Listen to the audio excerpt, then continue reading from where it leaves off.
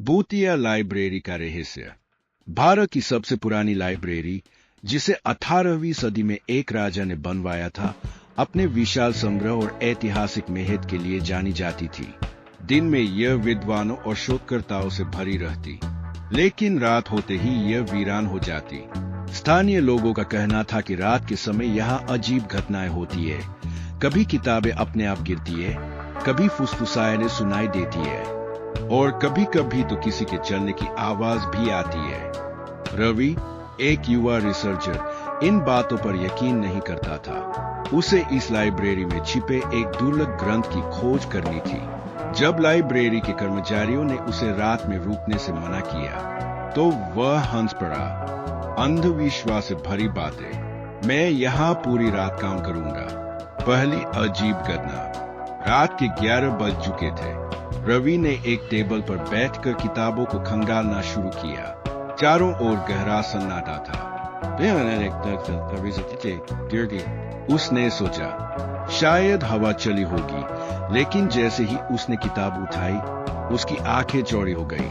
पन्ने खुद ब खुद पलट रहे थे और उन पर धुंधले होते शब्दों के बीच एक शब्द उभर कर आया, भागो।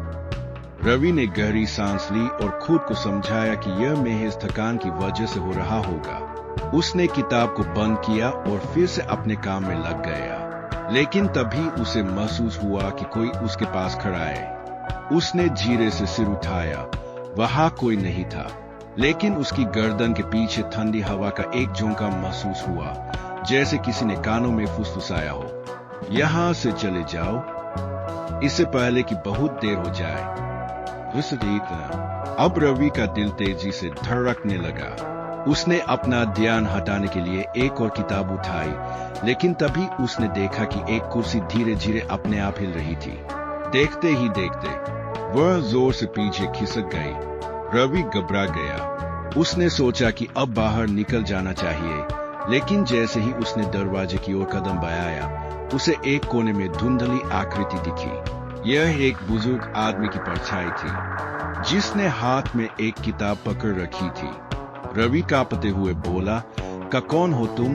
परछाई ने कोई जवाब नहीं दिया, लेकिन तभी एक औरत की करुण पुकार गूंज उठी, बचाओ, वे मुझे यहाँ कैद कर चुके हैं।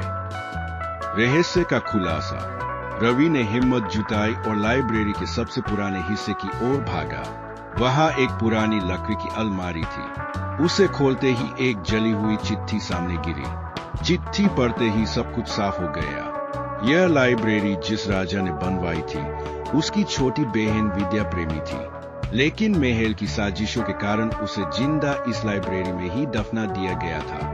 उसकी आत्मा अब भी यहाँ भटक रही थी और वह चाहती थी कि कोई उसके साथ हुए अन्याय की कहानी दुनिया को बताए।